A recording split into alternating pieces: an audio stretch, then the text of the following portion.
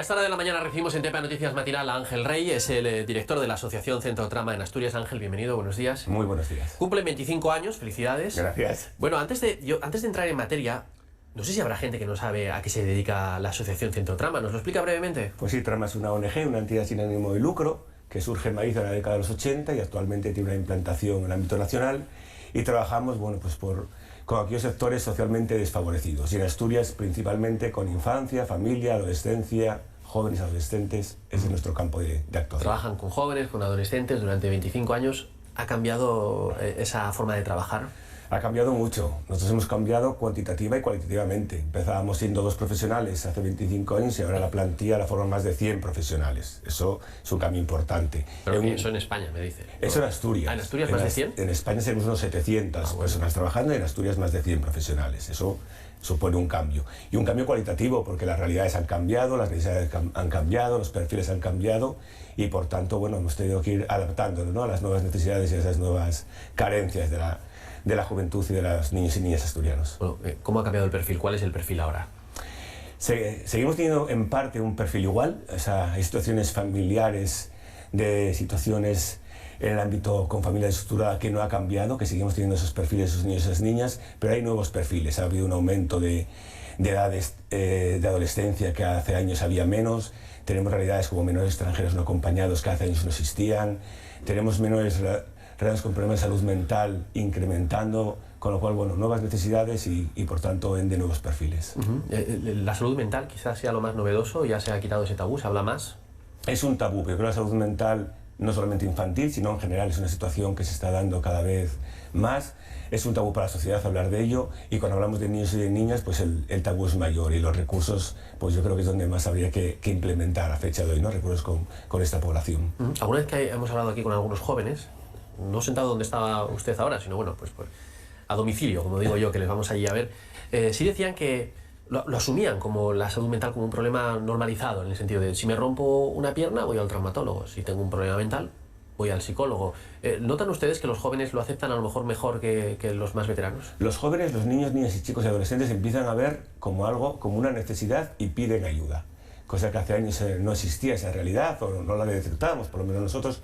Hoy sí que los niños y las niñas piden ayuda en sus colegios, en los institutos, con lo cual, bueno, el primer paso es ver, reconocer que algo te pasa y que necesitas una ayuda, y eso es muy de aplaudir.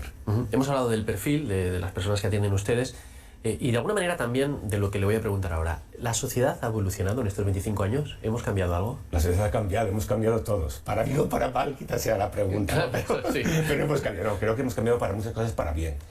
Empezamos a tener una conciencia social de determinadas cosas que hace años no teníamos esa conciencia social. Tanto los jóvenes como los adultos tenemos conciencia social, eso es importante. Empezamos a reconocer que hay dificultades, que hay gente con unas carencias, que es entre todos donde surge el problema y entre todos donde hay que solucionarlo. Y la parte negativa es que a veces se diluye esa responsabilidad. Al ser de todos, pues como es de todos no es de nadie, ¿no? Y muchas veces las cosas que es de todos, pues nadie coge el toro por los cuernos para poner y buscar una solución. Pero bueno, yo creo que esa conciencia social está incrementando y es positivo para trabajar y para poder favorecer. Bueno, ustedes sí cogen el toro por los cuernos, ¿no? ¿Qué ofrece Trama? Trama es una piecita más, ¿no?, en el puzzle de todo el entramado que hay aquí en Asturias en el ámbito de la protección de menores.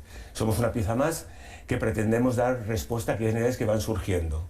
Con acuerdos, colaboraciones con las entidades públicas de protección de menores, bueno, pues con todos los profesionales que trabajamos damos esas respuestas. Trabajamos muy encima de los niños y de las niñas, con ellos y con sus familias, y buscando dar soluciones y, bueno, facilitarles ese camino que en ocasiones ya les surgen, ya es difícil desde que nacen, y en otras ocasiones, bueno, pues que ese camino se ha ido poniendo difícil en su trayectoria vital. Entonces, bueno, favorecer que sean niños y niñas que el día de mañana sean adultos que no echen de menos haber tenido esa ayuda y, por tanto, bueno, adultos responsables el día de mañana. Ocurre a veces que desde fuera uno da cifras frías de riesgos de exclusión social, riesgos de pobreza.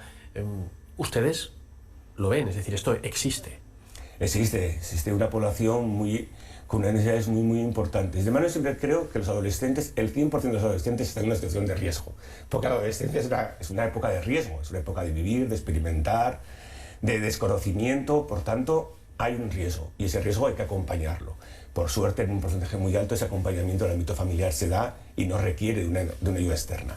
Y en otras ocasiones sí que requiere de una ayuda externa, bien porque la familia no puede o no sabe hacerse cargo de esa situación del menor, o porque en otras ocasiones, bueno, las dificultades son muy grandes por algún problema propio del propio niño o propia niña. Por tanto, bueno, épocas complicadas que requiere de control, de ayuda, de seguimiento, de supervisión, en ocasiones ámbito familiar suficiente y en otras ocasiones, bueno, pues profesionales que nos encargamos y que facilitamos esa labor. Trama es una familia. No me refiero a entre ustedes, entre los 100 trabajadores, sino una familia para estas personas. En ocasiones, y por desgracia, los trabajadores, los compañeros de trama, somos la familia de los niños y de las niñas. Y obviamente trabajamos para que no seamos la familia. Somos un recurso que estamos para favorecer ese crecimiento personal del niño y de la niña, pero obviamente ese niño y esa niña tienen una familia, esa familia con una situación más o menos complicada y que conseguir intentar que dé la respuesta a todas sus necesidades. Ese es obviamente nuestro trabajo y nuestro objetivo, ¿no? Que esos niños, esas familias sean independientes y no requieran de nadie ni de nada para hacer una vida normal. ¿Y lo consiguen? Conseguimos en un porcentaje muy, muy alto. Yo diría que sí, yo diría que Trama planta una semillita, ¿no?, en esos niños, y esa semillita va dando el fruto. Y en ocasiones el fruto lo vemos con 10, 12, 15, 10, y en ocasiones queremos pensar que en un futuro esa semilla da su fruto. Bueno, ustedes lo verán, ¿no? A veces el ser humano es increíblemente fuerte. El ser humano es... No sé, el ser humano es muy fuerte y los niños y las niñas son mucho más fuertes de lo que pensamos. Se adaptan mucho mejor a las realidades de lo que pensamos. La pandemia que hemos vivido recientemente ha puesto muy claro esa situación, ¿no? Los niños se han adaptado mucho mejor que los adultos. Menores que viven en nuestros centros se han adaptado a la realidad de una manera impresionante. Y menores que viven con sus familias, con las que hemos seguido teniendo trato durante la pandemia, se han adaptado mucho mejor. Y hemos visto en noticias en aquel momento adultos que no se adaptaban a la realidad y los niños sí se han adaptado. Por tanto, son mucho más fuertes de lo que pensamos. Creen y ven las situaciones mucho mejor de lo que nosotros creemos y por tanto hay que escucharles mucho más de lo que lo hacemos. Mire, tenía yo apuntado sobre la pandemia. ¿Cómo ha influido la pandemia? ¿Todavía tiene algún coletazo? La pandemia ha dejado, por desgracia, muchos daños colaterales. Muchos de ellos, y como apuntamos anteriormente, temas de salud mental que han salido exactamente en esas situaciones. Familias que están solas, niños que están solos.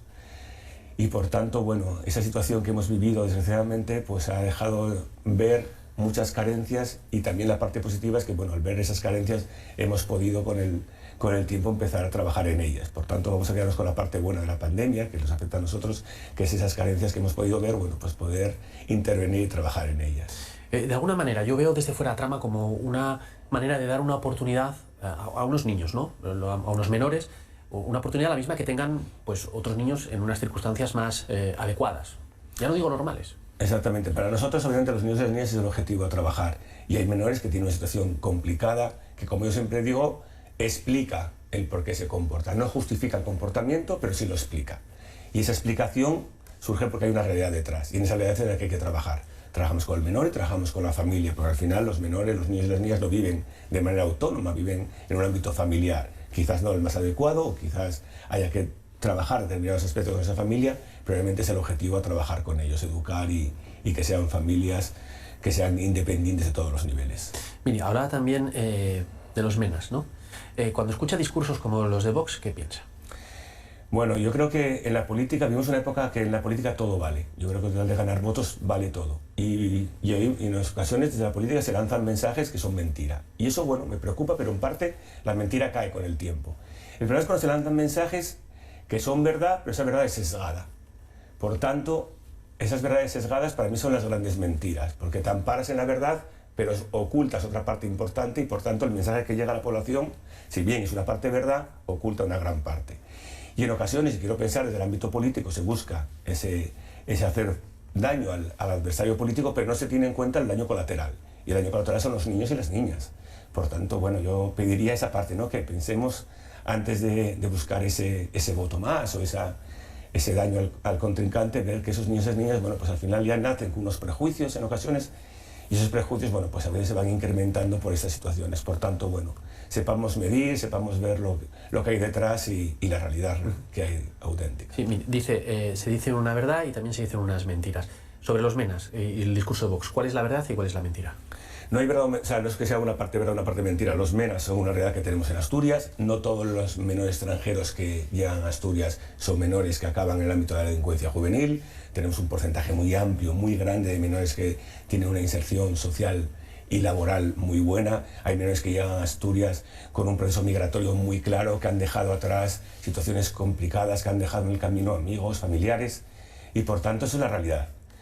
Por tanto, queremos con esa parte, queremos que son con niños y niñas, queremos que son niños y niñas que quieren un futuro para ellos, que en el país de origen quizás no sea el lugar más adecuado para ellos, y esa es la realidad. El resto, bueno, pues son cosas que podemos ir colocando puntualmente, y claro que hay menores extranjeros que cometen delitos, igual que tenemos menores nacionales que cometen delitos.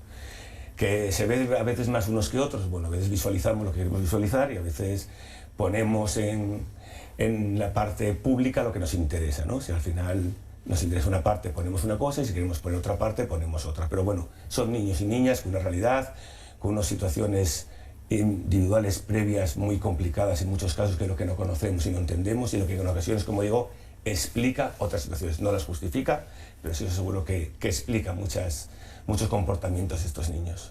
Mire, cuando me hablaba de la evolución en estos 25 años, creo que no me hizo mención a una cosa que yo tengo aquí apuntada. Hace 25 años no había los móviles que hay ahora, ni las redes sociales. ¿Estábamos mejor antes o ahora? Las redes sociales y todas las nuevas tecnologías tienen su parte buena y su parte mala, como todo lo que ha habido en el mundo y todas las nuevas evoluciones, ¿no? Desde la rueda hasta ahora, todo ha sido para bien y para mal. Claro que las nuevas tecnologías han aportado un montón de cosas positivas, pero también la mala utilización de las redes y las nuevas tecnologías ha supuesto problemas. En el ámbito judicial, que Trama trabaja con menores infractores, nos hemos visto con menores con delitos vinculados a nuevas tecnologías que hace años no había porque no había móviles. Por tanto, el mal uso de los móviles, de grabar, eso se está haciendo y ha supuesto nuevos delitos que antes no existían. Por tanto, eso sí que es una dificultad. Y obviamente la dependencia que podemos tener de nuevas tecnologías, pero tanto los menores como adultos, que parece que al final solo son los niños los que están pendientes del móvil. Los adultos estamos pendientes del móvil mucho más de lo que deberíamos. Y quien no es su trabajo mira de vez en cuando el móvil, mira el WhatsApp. Al final, al fin de cuentas, las nuevas tecnologías están ahí, están para hacer un buen uso de ellas, y en el caso de los niños obviamente hay que estar pues con ojo avizor, ¿no? Para encauzarlos y que sepan utilizar de manera adecuada esa herramienta que es muy, muy potente, pero también puede ser muy destructiva. A los adultos tenemos que ser ejemplo. Los adultos somos el ejemplo, yo creo que eso está claro, no somos el espejo. Siempre se dijo, un niño es lo que ve en casa. Bueno, un niño es lo que ve en casa, lo que ve en el ámbito escolar, lo que ve en el grupo de iguales, lo que ve en diferentes sitios, ¿no? Eso está claro, que no solamente lo que ve en casa. Vemos que dos hermanos, uno sale de una manera, otro sale de otra, y al final es la misma familia. Por tanto, no solamente es la familia, sino es todo lo que rodea al niño y a la niña lo que influye. Por tanto, lo que nuestra parte supone, tenemos que ser un espejo y una parte positiva para esos niños y esas niñas, porque al final, bueno, todo lo que son estímulos exteriores es lo que suma y lo que forma lo que va a hacer su forma de ser. Por tanto, procuremos ser ejemplo para nuestros hijos, para nuestros alumnos, para nuestros sobrinos, para nuestro vecino. Aproveche, ¿qué le pediría a las administraciones? Bueno, yo pediría una base de un plan de concepto. De eso hablamos de que el gasto en lo social, el gasto en menores, yo me gustaría hablar de inversión. Yo creo que la palabra es inversión. No gastamos en niños, invertimos en niños. Yo creo que la inversión es el mejor dinero que se puede hacer es en inversión. Creo que una carretera cuesta hacerla, pero hay que invertir en mantenerla, porque si no luego va a costar mucho arreglarla. Sí. Y va a costar mucho los accidentes que pueda provocar una mala carretera. Por tanto, la juventud y la adolescencia de los niños es invertir. Es invertir en ellos, invertir en educación, invertir en prevención.